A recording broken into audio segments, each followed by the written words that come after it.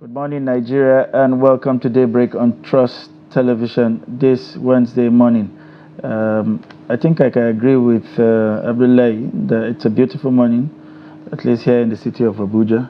Yeah. The weather is not as bad as it was last week or the last time I was here on set. Which of the weathers are you talking about exactly? Well, the one in Abuja at least. Environmental weather? Power supply has not changed. It has gotten worse. Okay. But at least you can leave the windows open and get some measure of sleep. Maybe you can do 2-3 hours good sleep, and the other ones you have to struggle with the heat. Exactly. And all of that. But things are getting better. The weather is looking up. The temperature is dropping, and hopefully in the coming days we will see the rains proper. And that way, we probably may not have to bother about power holding or whatever nomenclatures they go by. These days. I'm Sunday Michael Ogu. Today promises to be very interesting. We have lined up for you interesting conversations where you will be required to make your input, and I'm sure it's one topic you would want to get your voice across, express your opinion about developments in our country, Nigeria. Well, thank you so much for joining us and making today's appointment. Appreciate you for taking the time. And of course, we just get right into it, shouldn't we? Let's take a look at the headlines for you this morning. Central Bank of Nigeria uncovers $2.4 billion fake Forex claims pressuring the Naira. I mean, this is a very Nigeria-like story, isn't it? Yeah, it is. It is. And the federal government to unveil Nigeria's value charter. Okay, let's get to the details and beginning with that story from the Central Bank of Nigeria, as the Apex Bank has uncovered a $2.4 billion scam involving false Forex exchange claims that have put pressure on the Naira and spooked the currency market, according to the CBN Governor Yemi Cardoso on Monday. Now, the discovery came to light after an audit by Deloitte, a consulting firm hired by the Central Bank of Nigeria to investigate the claims. The audit, part of a broader effort to make CBN's accounts transparent, exposed a $7 billion backlog of unmet dollar demands from investors and businesses. This overhang, according to Cardoso, threatened to further weaken the Naira against the dollar. The CBN governor explains that the Deloitte investigation has revealed that $2.4 billion of the claims were entirely bogus. In some cases, claimants couldn't produce valid import documents, and in others, the companies claiming the funds didn't even exist.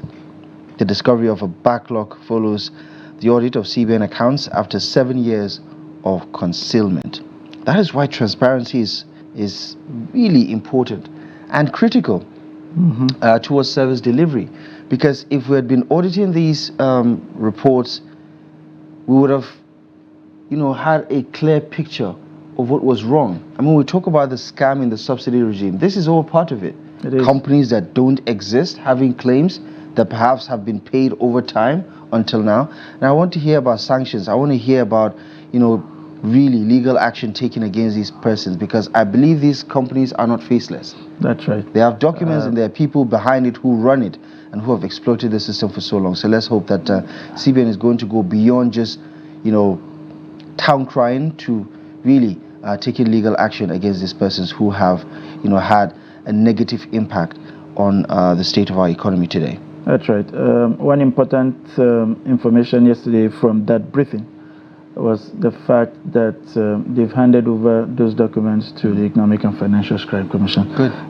Hopefully some justice will be done to it, because that revelation is really huge. In some other instances, he said the dollars were made available, there were no cash, there were no Naira equivalent on the other end, because you basically have to make the Naira equivalent available for you to get it's a balancing dollar component. One leg of that transaction is completely missing. One area, however, he would not speak openly about was the complacency of the commercial banks, because it is not up to the central bank to do due diligence. Due diligence is done at the level of the commercial. Do you think it's complacency or complicity? Because I think it's complicity. And willful one for that matter. Yeah, exactly. And so I'm sure the EFCC will unravel those. It will not be just the companies. You'll be shocked that perhaps some of this commercial bank may just have been fronting these shell companies, as the case may be, to have swindled this country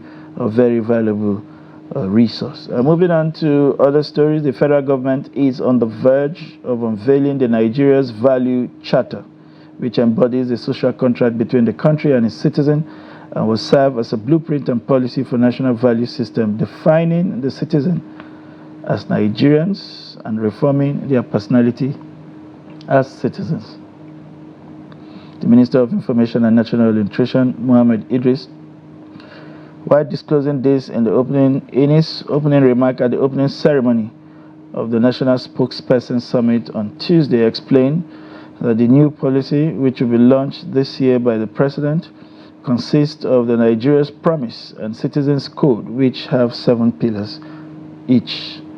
It is added that the government intends to incorporate these values into formal and informal as well as vocational policies to ensure that they are not only imbibed but ingrained in the minds of citizens. The minister explained that the unique thing about the Value Charter is that it is a social contract between the government and its citizens. It contains the 7 core obligations of the Nigerian state to its citizens, as well as the 7 commitments of the citizens towards their country.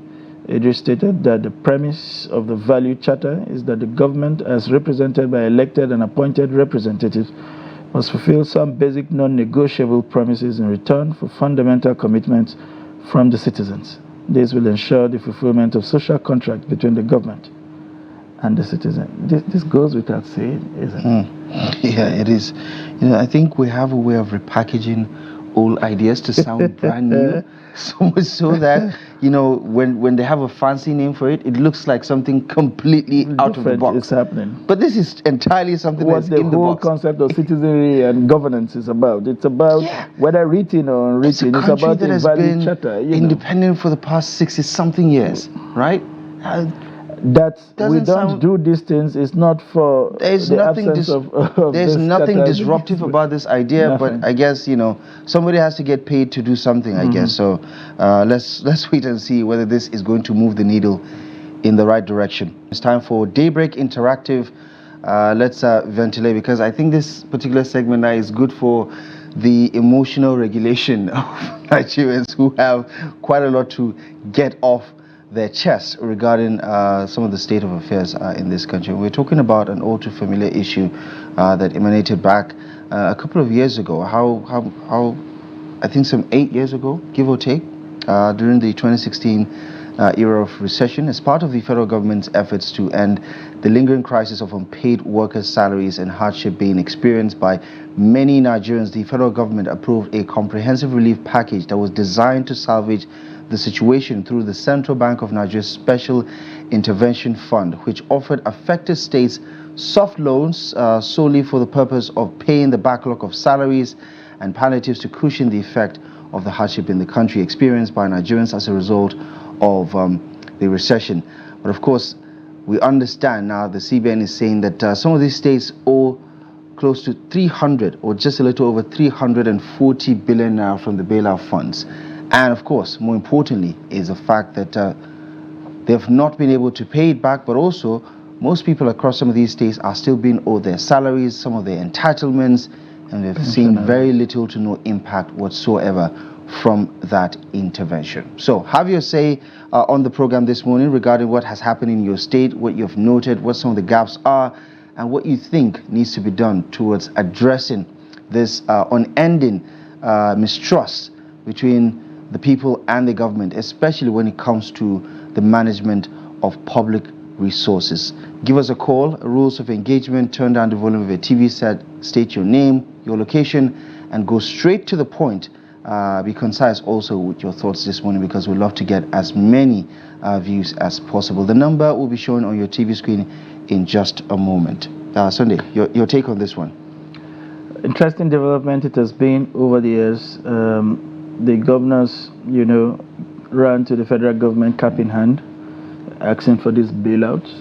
The government, the then federal government, led by President Muhammadu Buhari, looking at the circumstances of the time, oil prices, or rather oil earnings, had dropped to nearly zero for the country. So it meant they were not getting enough money to cover even their overheads. And he understood what that could trigger into some kind of very serious national problem. So they quickly ran to the Central Bank of Nigeria, which of course is usually the lender of last resort. And they came up with some package, soft loan as they were called, to help this government support the payment of salaries at best, just to keep the state rolling until things got better. Some took this money, where workers are yet to find values for them. Some of them are owing teachers who earn the least, by the way, on their ranks, as many as 15 to 20 months of salary. Good morning. We understand we have a caller, your name and where you're calling from.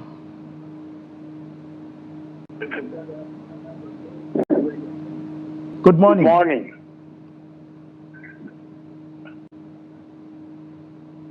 My name is Leo Bison. I'm calling from Cross River State. Good morning, Gil from Cross River State. Let us have your thoughts, please.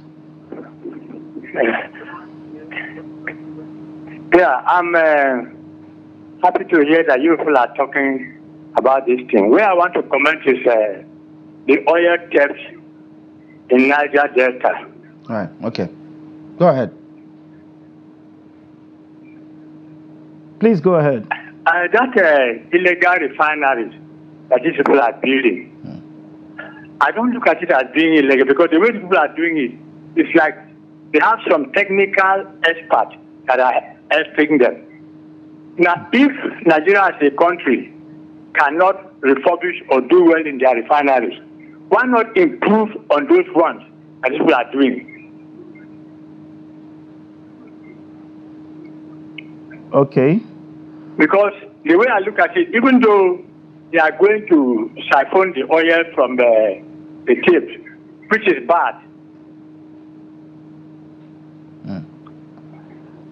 Okay, can you just go ahead and if somebody go to the farm in Zamfara State and dig soil and then wash gold and come and sell as gold, is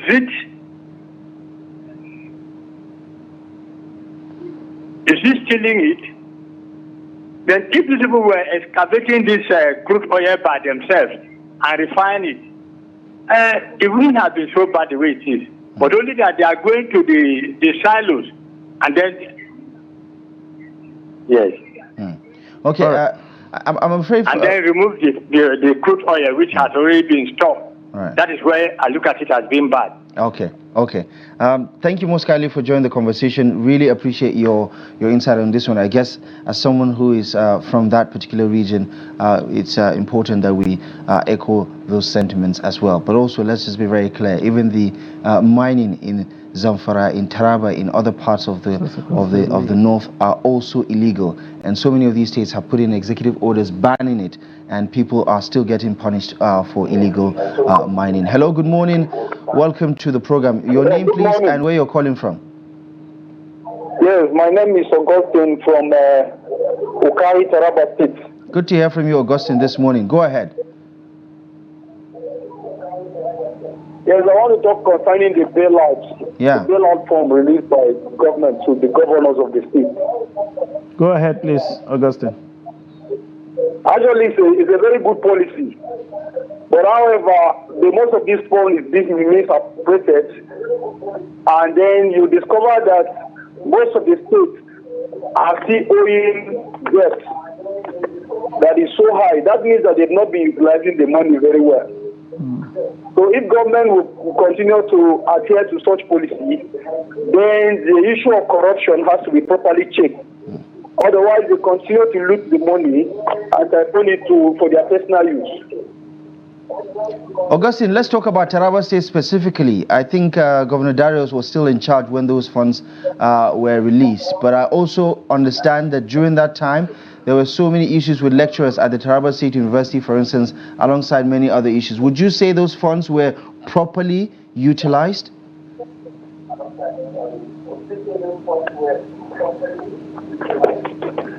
Well, when you look at the development, the infrastructural development in Taraba State, to some extent, I would say it's just 50%. Okay. Because this money is given to the governors almost like every period of the month, but yet they do not utilize this money properly. If you are talking about the infrastructure development in Taraba State and what was done in Daro's 8 years of office. Okay, thank you very much, Augustine, for stopping by. Let us provide a bit more context. The bailout funds are different from the federal account allocation, which you can disburse in any area you want. The bailout was and I think during the Buhari administration, it was quite clear about what the targets, salaries, entitlements, and emoluments, pensions and things like that. They were not supposed to be building roads and things like that. And they've had to clarify over not going to be enough. And just to also, I understand we have another caller. Good morning. Your name and where you're calling from? I think we've lost our connection. Oh, sorry. Another thing, again, just to clarify to our viewers, if you're calling in, please, we will appreciate it if you turn down the volume of your TV set, because the echoing does not help for a smooth conversation. So turn down the volume of your TV set once you have a clear line of connection, and just go ahead with your thoughts. Hello, good morning. Yes, good morning. Welcome to the program. Your name, please, and where you're calling from.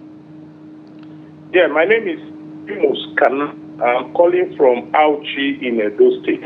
Good to hear from you. How is Auchi this morning?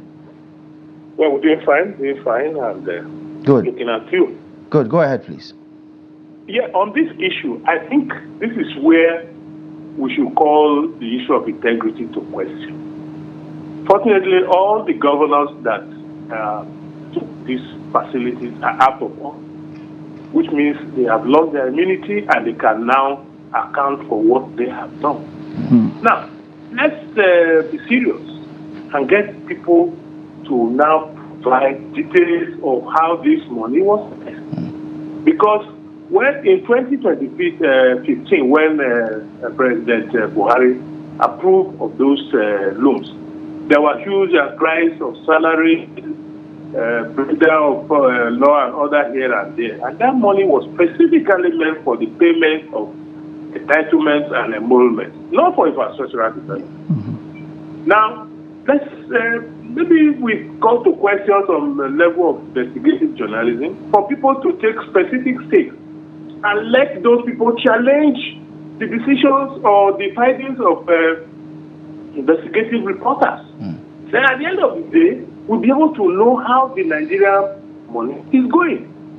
Now, if you issue a new bailout now, like the palliatives Tinubu has been issuing, there are some insinuations that some of this money are not going to the right direction. There are insinuations that this money and what is used to influence activities in the foreign exchange market. Why not for once we just sit down and look at our books?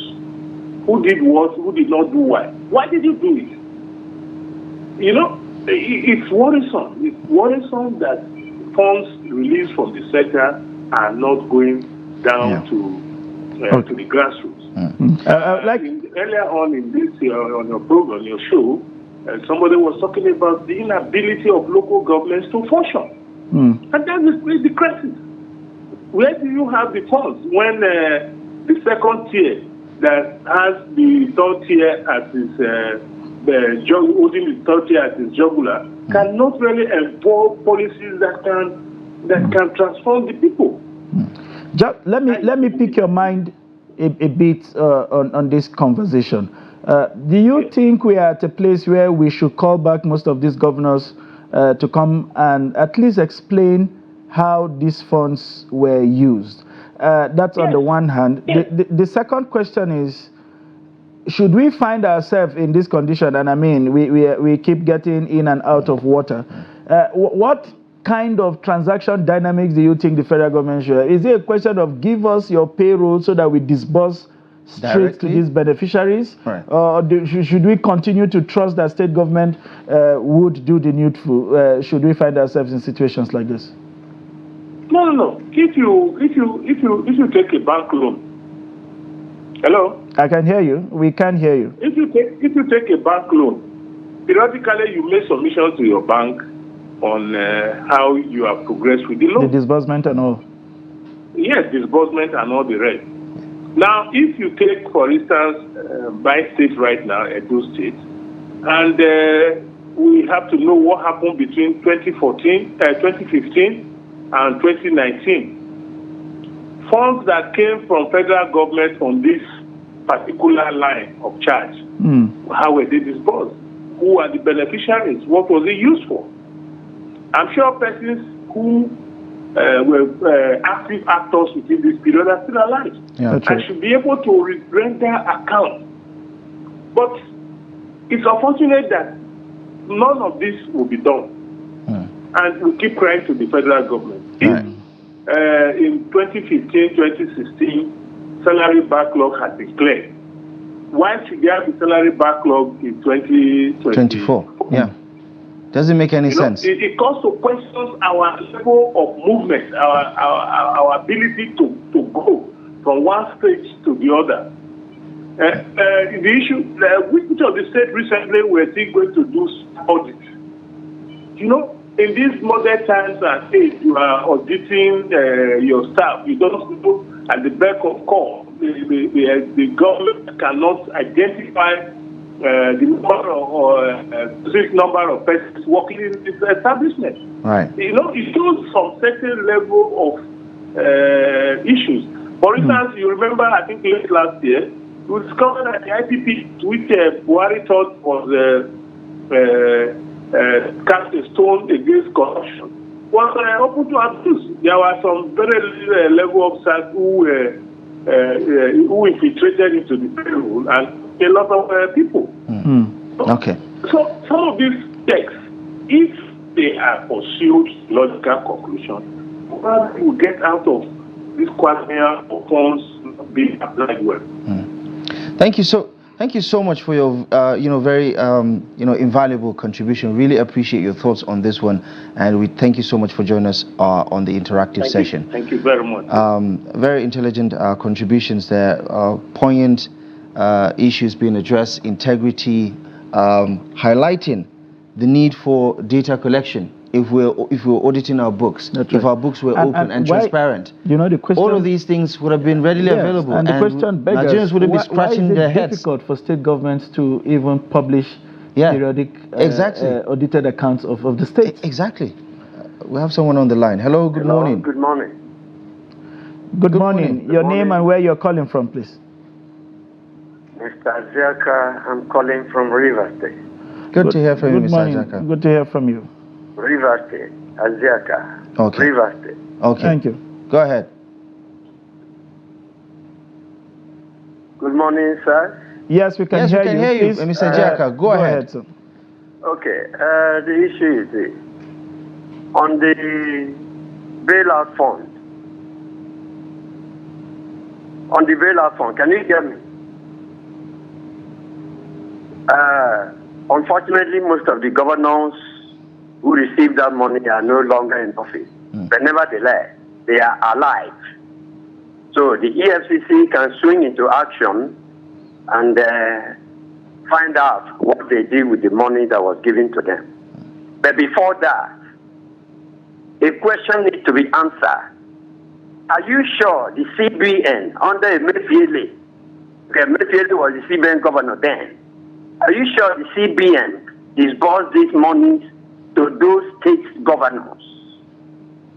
If they did, if Emefiele did, then EFCC should swing into action and get those former governors to account for how the money was spent.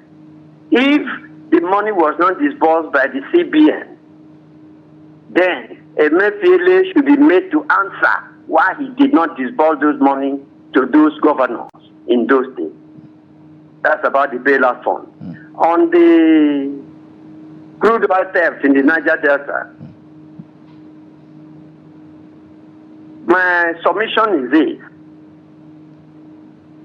During Buhari, it was recommended that modular refinery licenses be given to individuals who can operate it.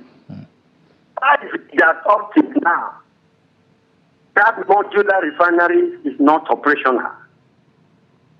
If the modular refineries were in operation, those other illegal refineries would have been phased out by now. Since Tinubu is not ready to turn around the government refinery at Port Harcourt, Warri, and Kaduna, respectively, let him now make the modular refineries to be operational with immediate effect. He was very quick to remove fuel subsidy. He is not quick to make sure that the modular refineries get into operations. Right. Then, the third solution, from all indications, Nigerian leaders have failed. And since they have failed, we have no option than the military to take over power. Okay. All right. Thank you. Thank you. Save the best for last, Mr. Ajaka. Thank you very much for joining the conversation. Those are his thoughts, even though I don't necessarily think that we are aligned with it, especially on the last point. But of course, the modular refinery thing, I mean, when the initial call, I know, just to situate our conversation, we're not talking about the oil theft. These are just people from the area who have seen the reports and want to comment on it. And you can understand that coming from the Niger Delta, these issues are quite germane. But also, it's very important to note that these are all part of a bigger picture around performance of government. Someone else is on the line. Hello, good morning. Hello. Good morning. Hello. Hello, good morning. Your name and where you're calling from, please. I'm calling from APT. That is my name. Come again? I don't want to talk related to bailout funds. Bailout funds are taken by the government. Yes. My only conviction is the FCC, they are there to arrest the past government or the present government. Because the way they utilize that money is bad. It's bad. They are the problem of this Nigeria government. They are our problem. That is my submission, sir. Thank you. Thank you so very much for joining from Otutu, even though we didn't get to here. Yeah, but Ekiti, very important to point out, is one of those states that had, this challenge of, settling entitlements, like most Nigerian states, for instance. And yeah, we're talking about the EFCC, we're talking about the ICPC stepping in. This should be a no-brainer, right? These funds were released, and to Mr. Ajaka's point earlier, exactly, if they were not disbursed, why were they not disbursed? Because now the CBN is telling us some 340 billion is still being owed by the states. All right, we have another caller on the line, Abdul Salisu. Good morning. Where are you calling from? Good morning, Salisu. Good morning, sir. Good morning, Rabiu. I am calling from Dutema, Kaduna State, Nigeria. Good morning, Rabiu from Dutema. How is Katsina this morning? Yes, it's very fine. So, relating to bailout funds. Go ahead. Relating to the last administration bailout fund. Yes. Or most of the governors are not judicially use the funds that they can assist the poor, especially vulnerable in their state. Especially the governors that they are on the second term. So, already as a government, if you look at all the food we are eating, is cultivated in the rural areas. And rural areas have already abandoned. Even though there is insecurity, which chase a lot of farmers away from the farms. So at the time they got such money, instead they empower rural people. Some of them end up building bridges, building flyovers. It is not significant in the livelihood of the people. So I think if the governor were seen this money is not properly utilized, you shall be incarcerated. Because it's a public fund. It's the only manager to just to do what is right, the money. Thank you. Yeah, thank you so much, Rabiu. Appreciate you for calling in. And to his point exactly, there should be some level of accountability, because when the Tinubu administration removed subsidies. We're still not talked about the 5 billion naira intervention, because some of those states got 2 point something as a first tranche, and then somehow the conversation died a natural death across the country, and it seems like we're repeating the same mistakes over and over again with regards to the federal government intervening to help states out, but then the state governors take some of these funds. Some of them actually get the job done, whilst others, most part, just pilfer it or put it in a different area that is not essentially going to make a difference in the lives of people. We have another caller on the line. Your name and where you're calling from, please. Hello. Good morning. Good morning. This is Daniel from Kogi State. Good morning, Daniel from Kogi State. Where exactly in Kogi are you calling us from? From Lokoja. All right. Thank you very much for joining us. Your thoughts, please. Thank you very much for this issue you are discussing. One of the states that really got this bailout and didn't enjoy it is Kogi State.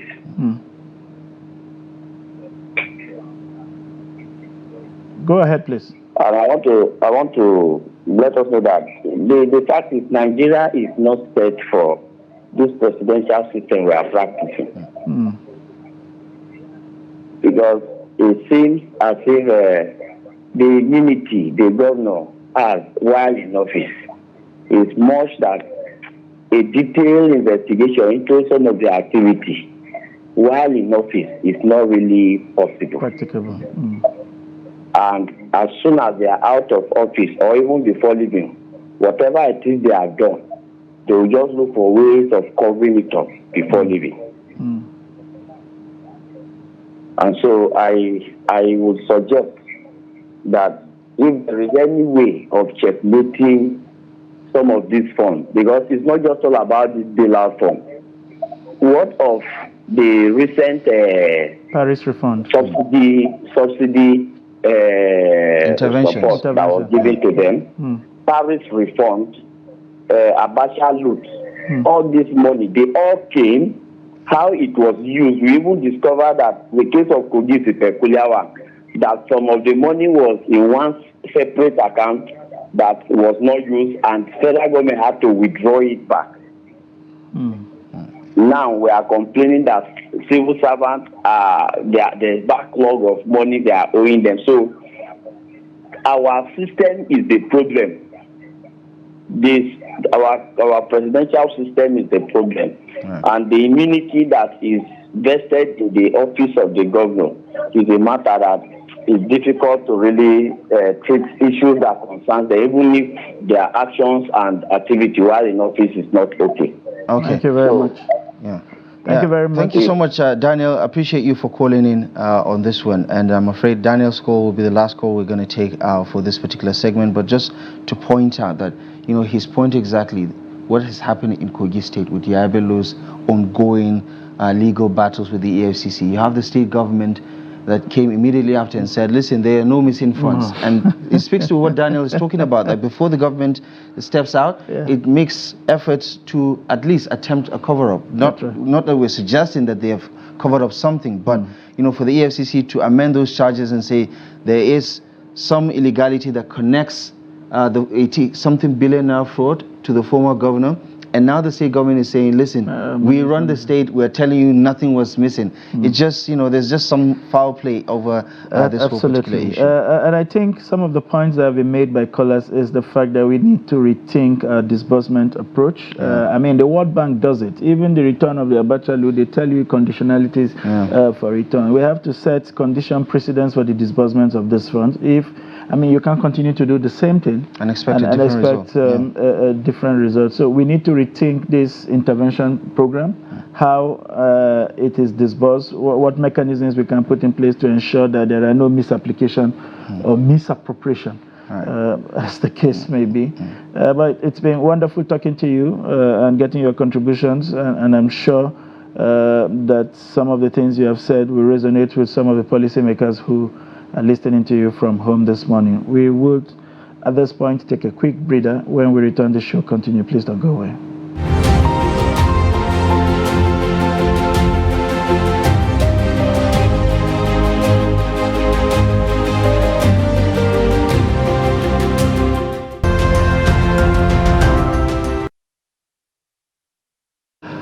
Welcome back to the program. You're watching Daybreak. Thank you most kindly for staying with us. Here's a quick reminder that you can join the show on the go by joining our YouTube and Facebook live streams and all our social media handles so that you can keep up with the conversations on the go. Also check us out on our website, trusttv.com.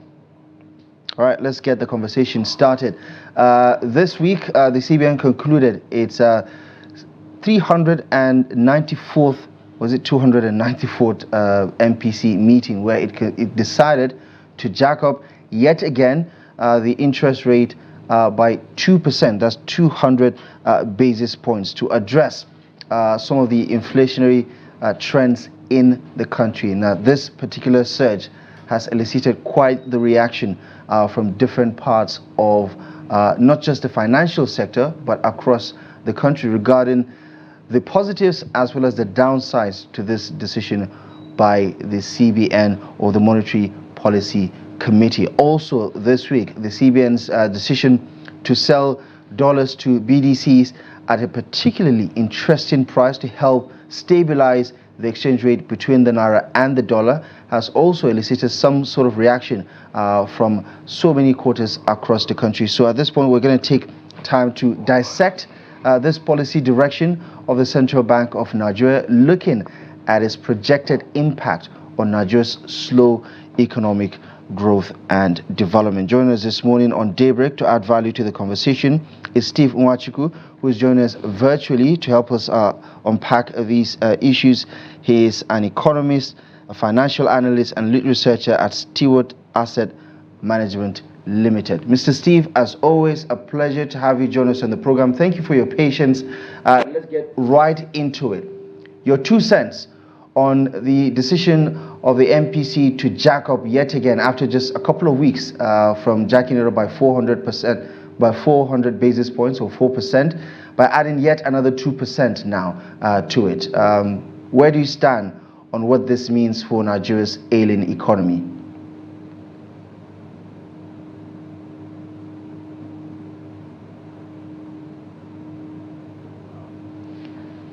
I'm afraid, Mr. Steve, you may have to you may have to unmute your microphone.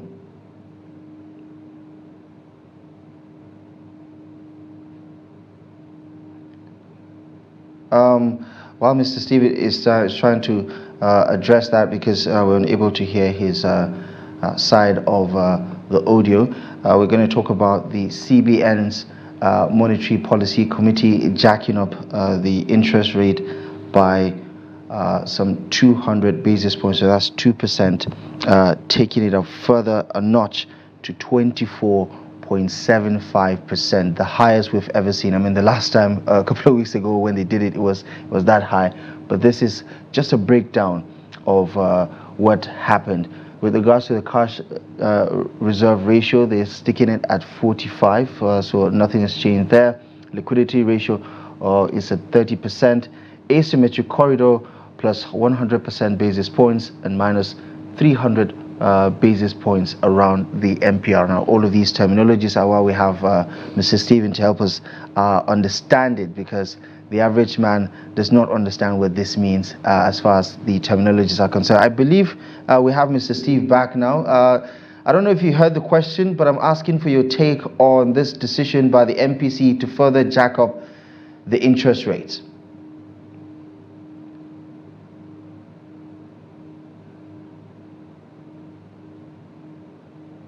Oh my. Hello, Mr. Steve.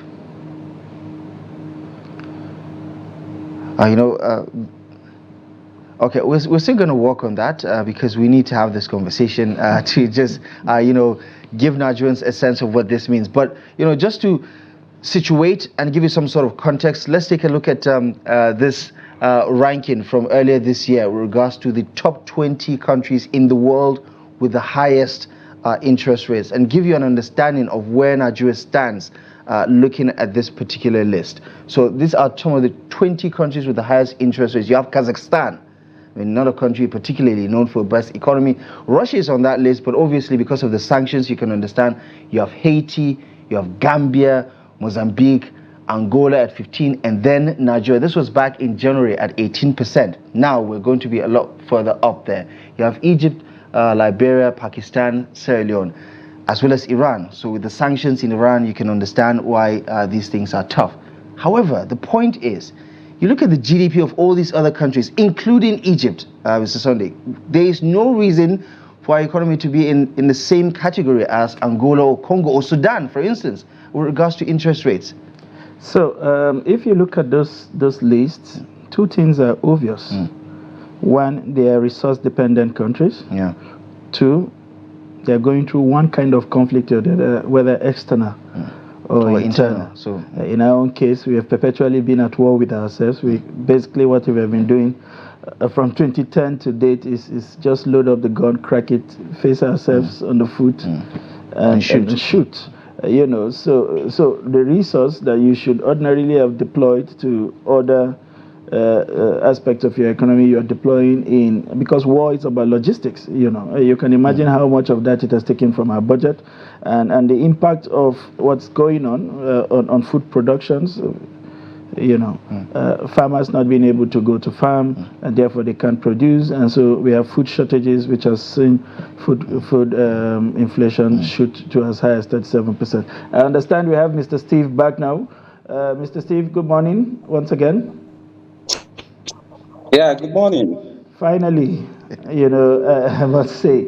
So we will quickly like to get your opening statements with regards to the positions that the MPC took, especially in jacking, you know, the interest rate by 600% within a space of 4 weeks. We want to understand whether or not you think that is justified, and how much of growth, you know, are we sacrificing in this bid to benchmark inflation by the Central Bank of Nigeria? I think I will start by saying that it's fortunate, and it's also fortunate that we are taking these decisions. In every economic monetary policy decisions, there are pros and there are cons to it.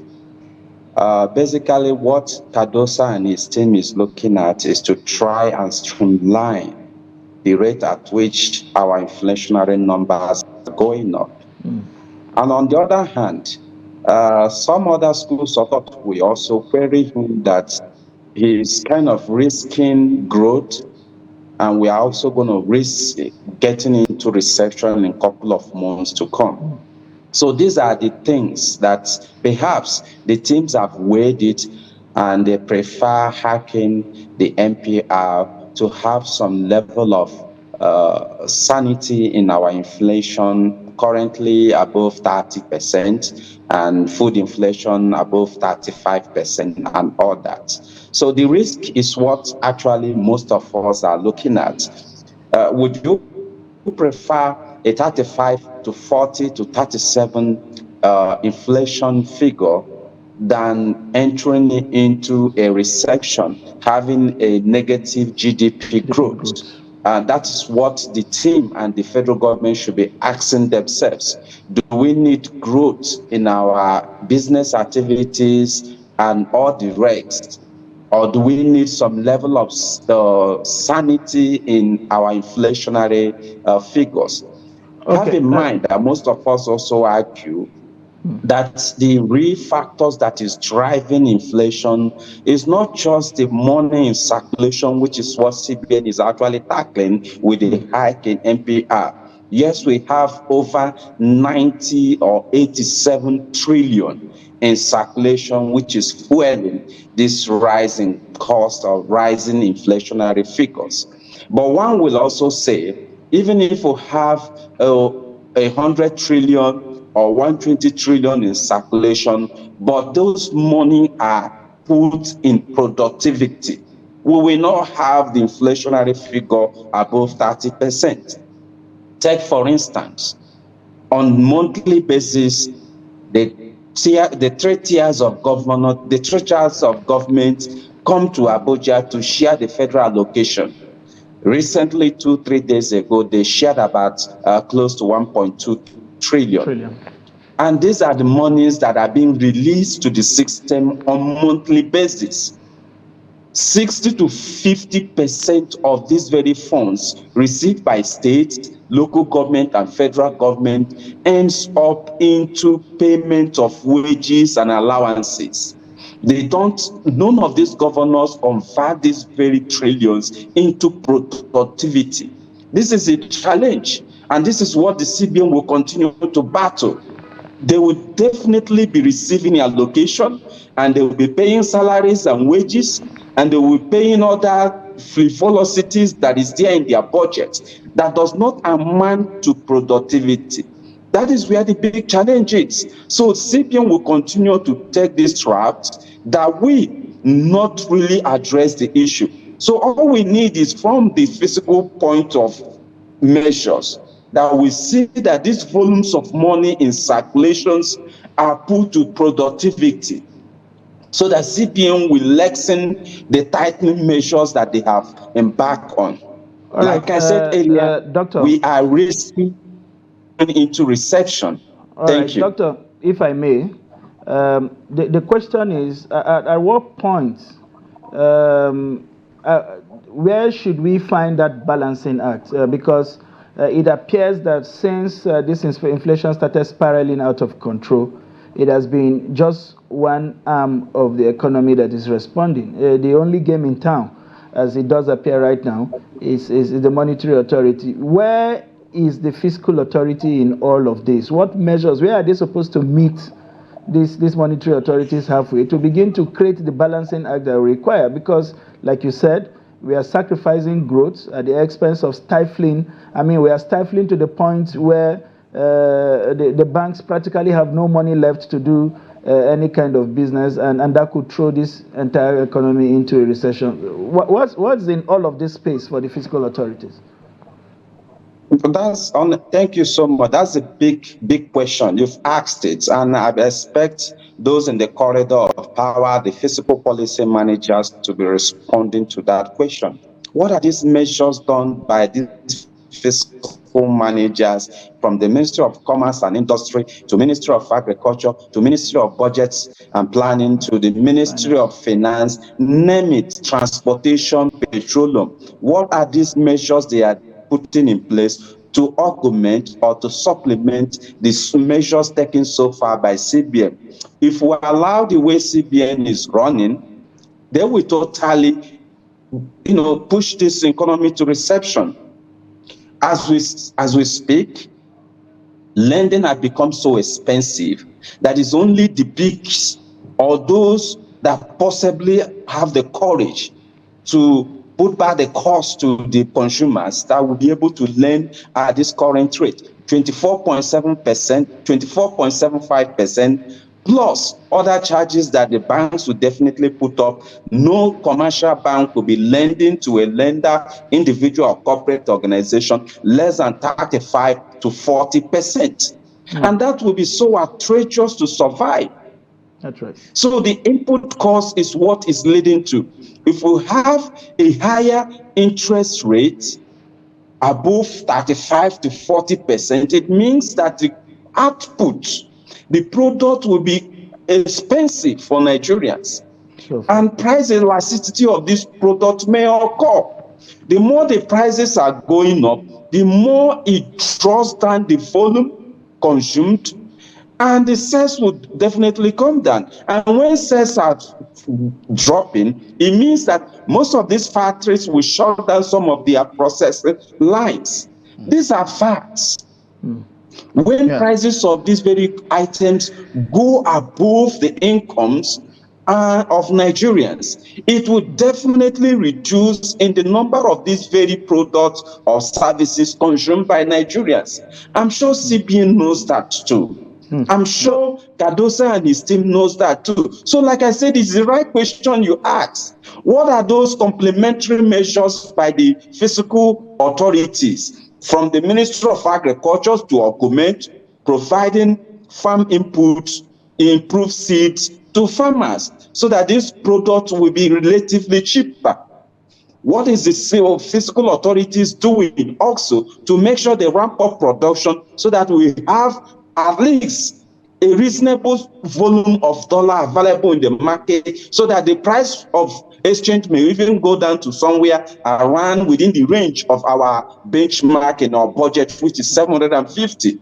Currently, it's totally above the benchmark of 750 we have in the budget. So if you can relatively have something around 800, 900, it will be better, because the input cost is the whole thing. Okay. What we are having, CBN, sometimes I do say that CBN is chasing shadows.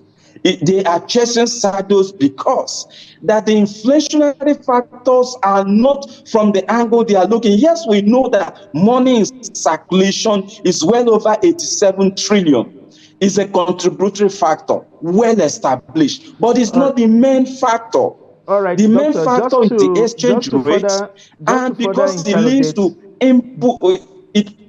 All right, doctor, if I may, just to further interrogate that, there are some of you, when I say some of you, I mean economists or analysts, who also argue that of this 87 to about 97 trillion naira supposedly broad money in circulation, that only about 50% of them are in the banks. So you are practically applying these strenuous measures on the 50% of money in the bank, and the other 50% that are not in the bank, there is no pass-through of these policies to them, whether in terms of mopping up and all of that, and therefore perhaps monetary tools may not even be effective in fighting this. What's your take on those who share this perspective? Perfectly, that's my perspective to it, because money circulation, a good volume of this money is not within the banking, it's not within this banking purview. So whatever policy of the CBN will not have any effect if it's 20%, if it's 30%, if it's 40%, that is not within the purview of the CBN management or the commercial bank. What it simply means, whatever policy you take does not account or does not amount or does not affect those volumes of money. So that's why I said CBN is actually chasing shadows. What we need is concrete fiscal policy decisions that will assist, that will help in this rising inflation. We are having imported inflation, we are having buyers inflation, we are having retailers inflation.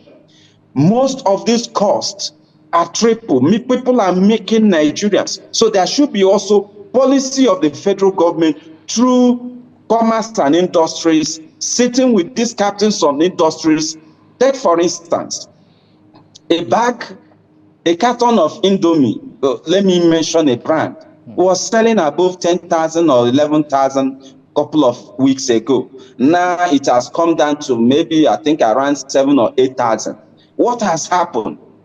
So that's why I said it's buyers or sellers inflation. So there should be measures by fiscal authorities from the Ministry of Commerce and Industry, sitting with these captains of industry and asking them the right questions. What is happening? Why is your prices moving up 150%?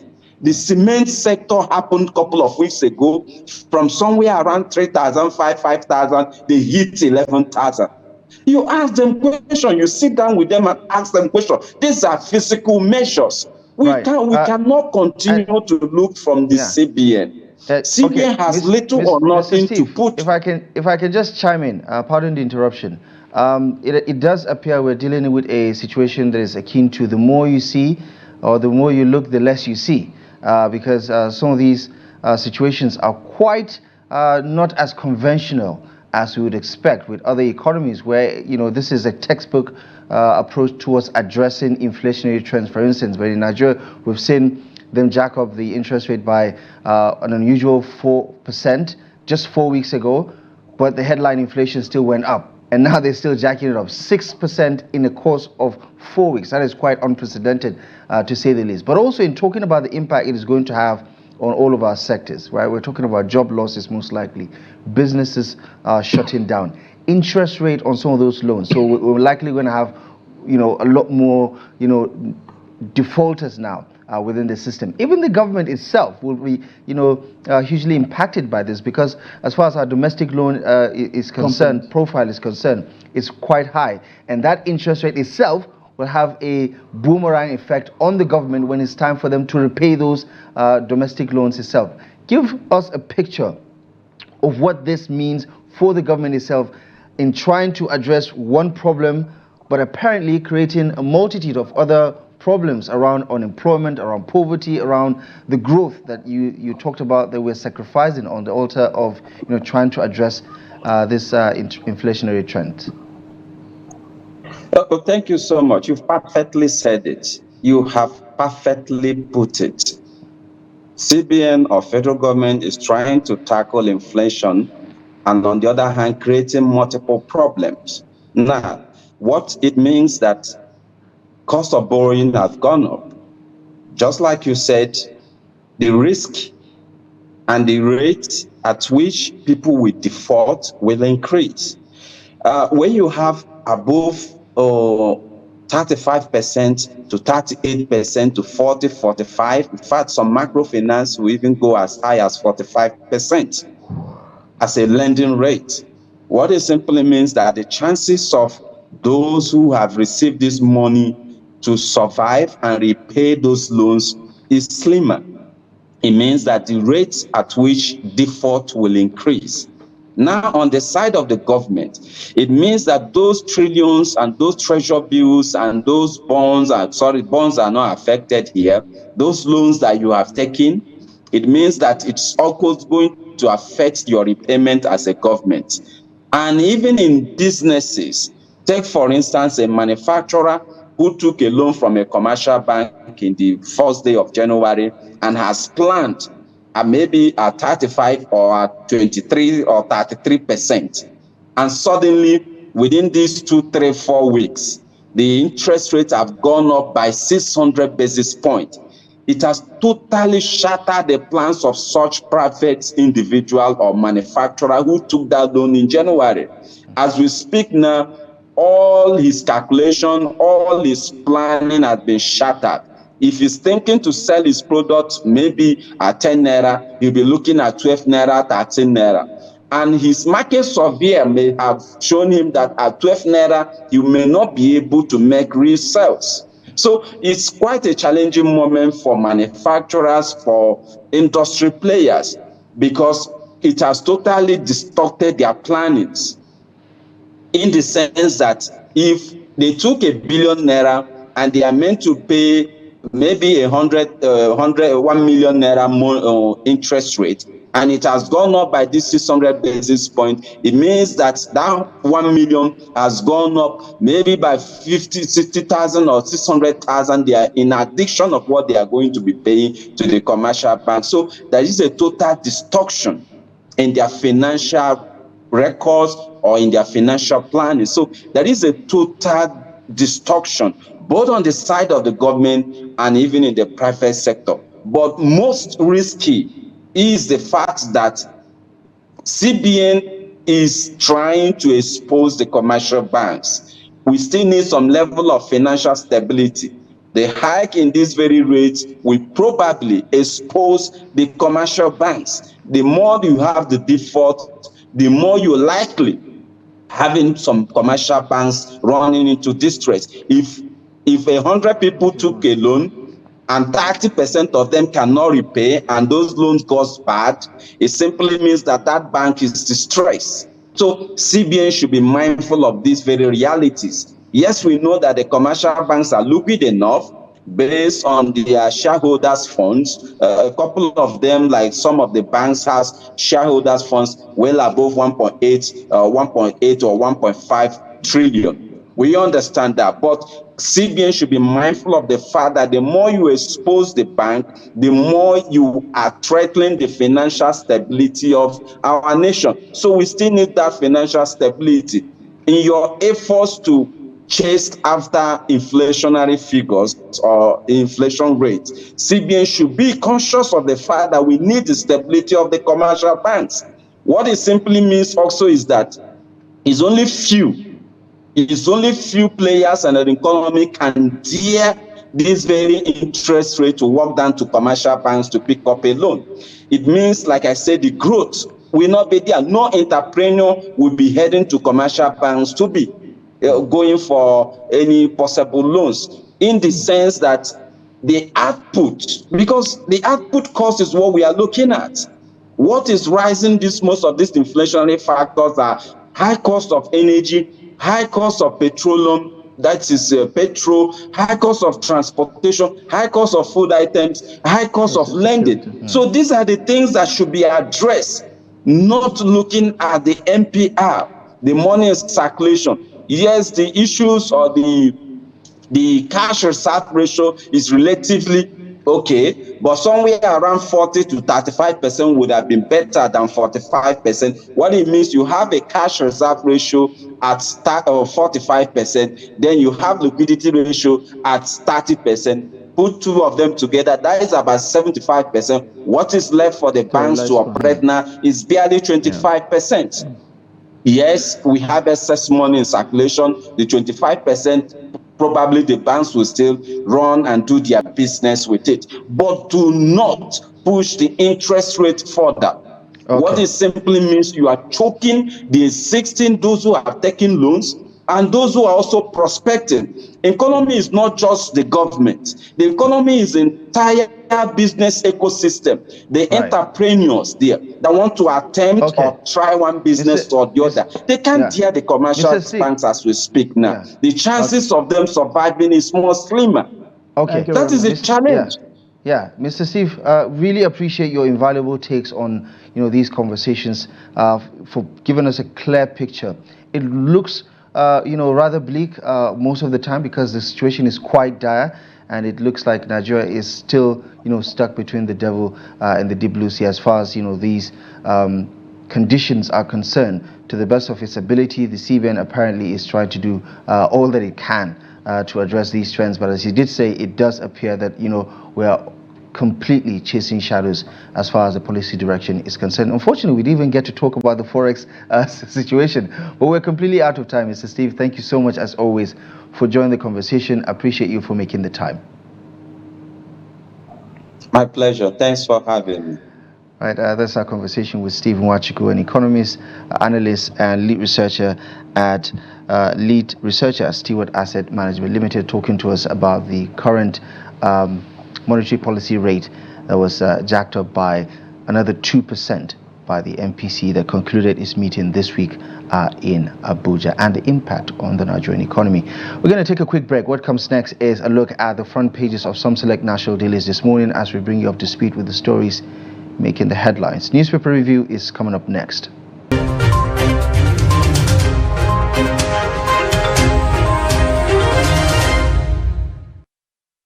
Welcome back. If you're just joining us, it's Daybreak on Trust Television and its newspaper review. We'll begin this morning with the Daily Trust. The major headline on the front page of the Daily Trust reads, 60 hours after Kuriga students yet to reunite with families. And the writers, we are eager to have them back home. Parents, they are undergoing psychotherapy. And that's coming from the government, and submission of 2 lists responsible for 287 figure residents. Bandits, kingpins, yellow jambros behind. Bandit kingpin, yellow jambros behind adoption. You'll find the details of this story and more if you open to page 4. And then you have this beautiful picture on the front page of the Senegalese newly elected president, Bassirou Diomaye Faye. I understand he turned 45 on the day of election. In the grand scheme of things, I think Nigerian youths are not really pulling their weight. No, they're not. I've attended some of these youth conference, the West Africa Youth Conference. I've seen some of the youth speak about what's happening in Gambia, what's happening in Senegal, what's happening in Liberia, and things like that. And you realize they're going beyond just talking. That's right. There is a transition that is happening from the old guard to the new ones. And what happened in Senegal, for instance, is a clear statement. The youth have spoken, and they have decided they've chosen one of them to lead this country. You can say the same thing also about the outgoing president, Macky Sall. When he came into power, he was a much younger person. So, right. I think we have a lot to learn from Senegal, especially on the democratic front. They went out for it, and they made sure it happened. And I like the fact that other contestants, called much earlier before the results were announced to concede defeat, and that's the way to go, Africa. Well, I think they say he has 2 wives, so maybe it's there's something that has to do with the 2 wives thing. Yeah. All right. Yeah. I think it's something we have to look at. If you're aspiring to be a president, that is. Okay. All right. Moving on to other stories, we must treat kidnappers as terrorists, and that's coming from President Tinubu. 17 slain soldiers for burial today in Abuja. Wow. Okay. Kanu governor nominates Konkoso's son, sacked commissioner for cabinet appointment. IPOP funding terrorism through sport betting platforms, crowdfunding, FG. And Chinese sentenced to death for killing Nigerian girlfriend in Kanu. Gumi, I discussed how to curb banditry with security agencies. And to the second lead there on the front page, amid soaring inflation, CBN raises benchmark lending rate to 24.7%. Uncovers $2.4 billion Forex scam. Decision putting pressure on banks, expert, and BDC rate yesterday appreciated to 1,304. Some positive news there from the parallel market. Okay, let's just double down on the Punch, since you've seen a sneak peek of the Punch newspaper for today, to give you a sense of the major stories. Today, the Punch newspaper, Tinubu to vet Foreign Affairs Ministry's ambassadorial lists. It's been how many months now? 4 months? Yep. That doesn't just speak to how serious we are. NCC insists on SIM NIN deadline. Telcos bar lines Friday. Unemployment responsible for rising banditry kidnapping, says former President Olusegun Obasanjo. And you have the latest on the MPR. CBN, EFCC probe banks, firms over alleged Forex racketeering. CBN implements Deloitte FX audit report. EFCC may summon CEOs over $2.4 billion invalid request or illegal request. Several FX requests fraudulent, made with invalid illegal documents, Cardoso insists. And you see that tragedy of the Baltimore Bridge in the United States. I saw the videos of those. Dramatic scenes and very disturbing. How it happened, I don't know. If this had happened anywhere in Africa, it would have been excused. Yeah, it's quite sad, really. But yeah, you have it: 6 missing, 2 rescued as U.S. cargo ship destroys Baltimore Bridge. Let's get right into the heart of the conversation now. Join us on the program is Mr. Wednesday himself. Mr. Ben Sherman, former director of news. Who went missing last Wednesday, by the way? Oh, yeah, exactly. So no longer Mr. Wednesday then. I was actually going to say Mr. Reliable. He has missed a few episodes. Let me just say something. We'll remove the re. Exactly. Truly, I intended calling. I'm doing a master's program on criminology and security studies in the University of Abuja. So last week was final examination for me. So Wednesday was really a big day. How was the exam? Was it good? I'm optimistic. I went as a matured student. So right. I will not want to disgrace. Mature students always get, there's always a sentimental, But I hope in the answer sheet you had it like matured student. Yeah. Ben Sherman. Well, I think the approach to questions will show the right. so that I don't disgrace my children and my grandchildren. Good to see you again, Mr. Ben. Thank you. Let's start from your home state, Kaduna. The Kuriga students are back. 2 days ago, we saw the presentation of the students at the government house in Kaduna.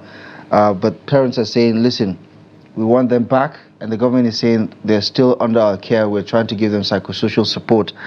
But at the heart of the question is, they're not going to be taken out of the reality they're going to face in the coming weeks, which is going back to Kuriga itself and going back to school in that same location where they were taken a few weeks ago.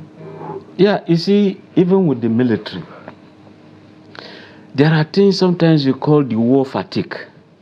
There are times when you have over-engaged yourself in let's say, killing of terrorists, at the point that thing psychologically disturbs these soldiers. So when you are being recalled, they now manage you psychologically. You now have to see it as you were sent to do it. You didn't do illegal business. If you didn't do it, every other person would have been in soup. So if therefore you could want to psychologically manage these soldiers, what about small children? Now, it is said that when a snake almost got you bitten and you escaped, the next time you see an just ordinary rope, you run. What am I trying to point out? You look at these children, their ages, so young.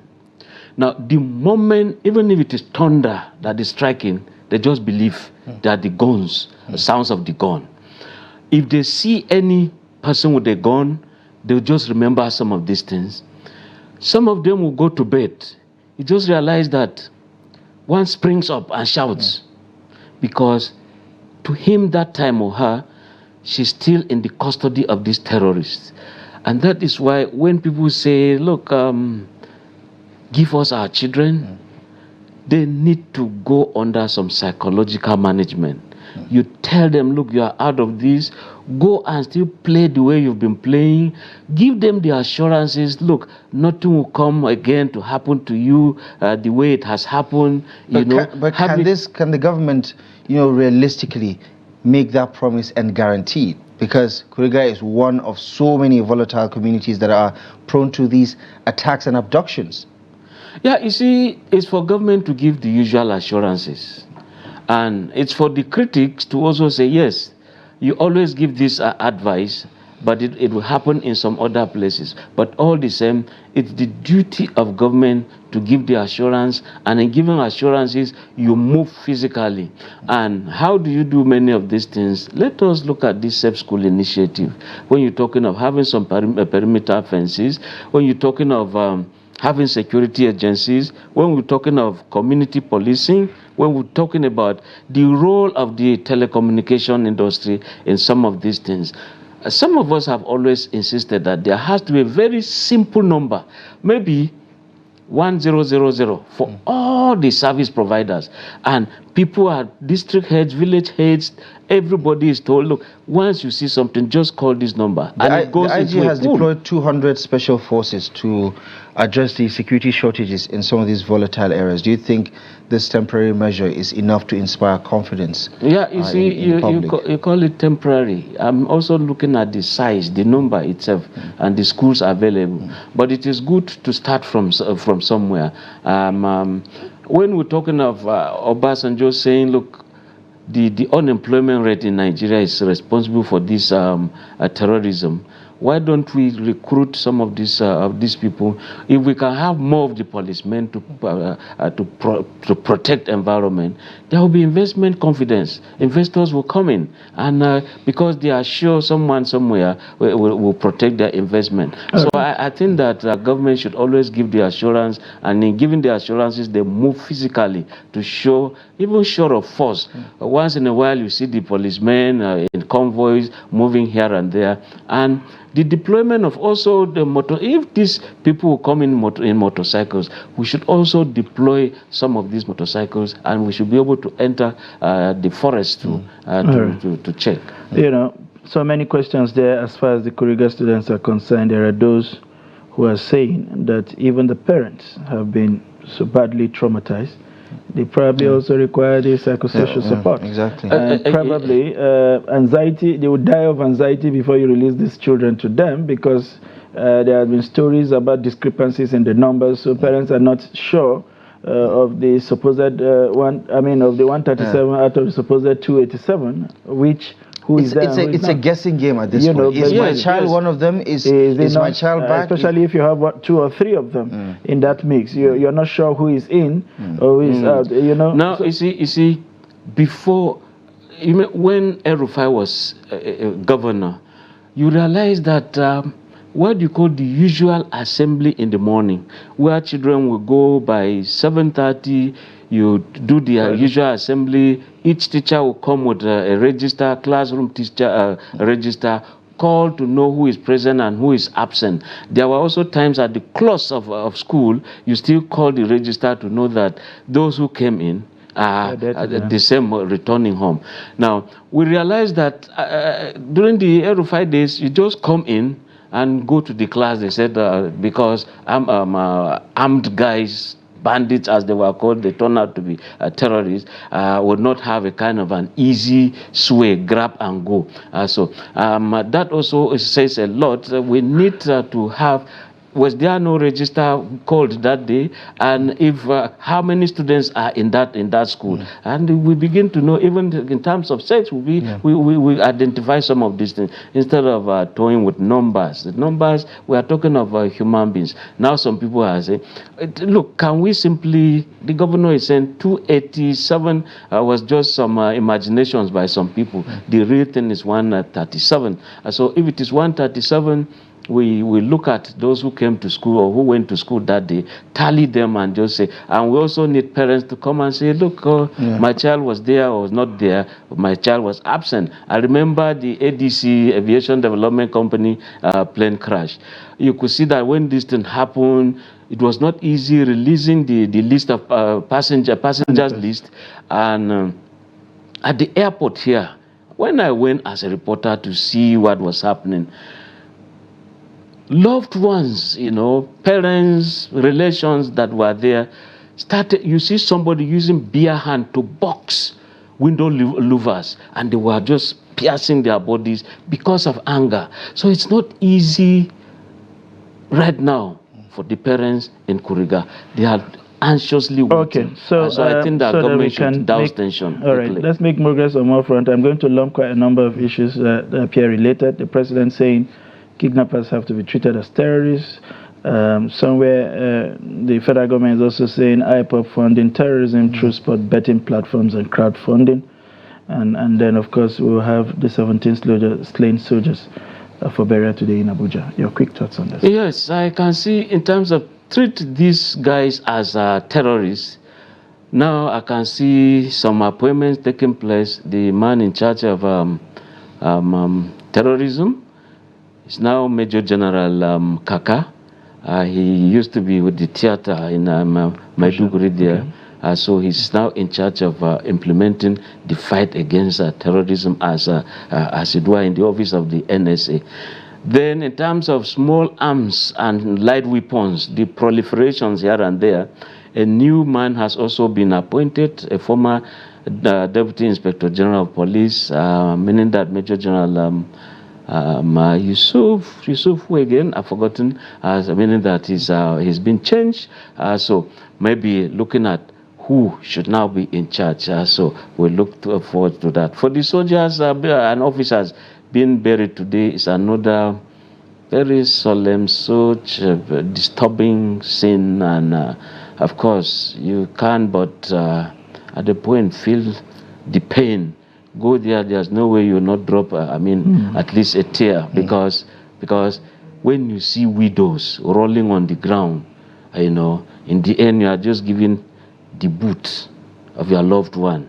This is what he has left behind for you. You grab, It's not easy. That's now the replica of your husband. The man who felt that all of us should be asleep and they are awake to ensure that we enjoy peaceful life. Some people will just go and say, no, let's cause mayhem. Let society be disturbed, so to speak. And that is why the stand of the president, treat all those people as terrorists. It should be. And people should not just wake up and start owning them. They are our sons. We are not saying, no, they are not your sons, blood relations. But you have to look at the character. Of what character do you know about them? Who do they associate with? Where have they been all this while? And when you are also not sure of their jobs, yet you see some skyscrapers being built by them. Are you raising the alarm? When we're talking about terrorism financing here and there, how do we make society better for it? We make it better if everybody sees security as everybody's business, not just saying it is for soldiers. They've been paid to do the job. Yes, they've been paid to do the job, but you are also hiding, shielding some people. Give the information. Look, we've seen some strange movements and something ought to be done. And that's why when they say, see something, say something, do something. And the EFCC is saying it, the security agencies are saying it, and that is why lightly the soldiers will say, no grief for anybody, no grief for all those criminals. It's the truth. Not that they are saying no grief with the police, no grief with the army. No grief for the terrorists. Those, don't give them some breathing spaces. And that is why the military must always remain the aggressors. They may become so aggressive, they are palpable, they are all over the place, so that they are not reactionary in nature. There should be some predictive security implications. You should predict when there are warning signals, you see them and you begin to nip them in the bud. Right. That is the ideal situation. Unfortunately, for the most part, Nigerians have had to deal with a rather unusual situation where we appear to be on the back foot and always countering some of these criminal activities. But we're going to have to leave it here for now, Mr. Ben. Thank you most kindly, as always, for making the time and for your invaluable contribution to the review segment. Thank you so much for joining us this morning. Always a great pleasure. On the exams, by the way. Yeah. I'm sure you are going to get a very matured result. Call me a criminologist, journalist. Everybody likes titles. Yeah, exactly. So you introduce me as criminologist, Ben Sherman. Okay, no problem. Once a journalist, we have a feeling that you're always going to be a journalist. I mean, this is just one layer to it. All right, that's our show for you today. Thank you most kindly for joining us. We'll be back tomorrow at 8 a.m. live and as exclusive as always on Trust TV. Until then, thank you for your time. We'll see you tomorrow. My name is Abdullahi Ahmed. And I'm Sunday Michael Ogu. If you've missed out on any segment of our show, do well to catch up on our social media handle, where you will get all of the best from what we have done. But until then, stay tuned to all of the interesting programming lined up for you today. Sport 360 is next. I'm Sunday Michael Ogu.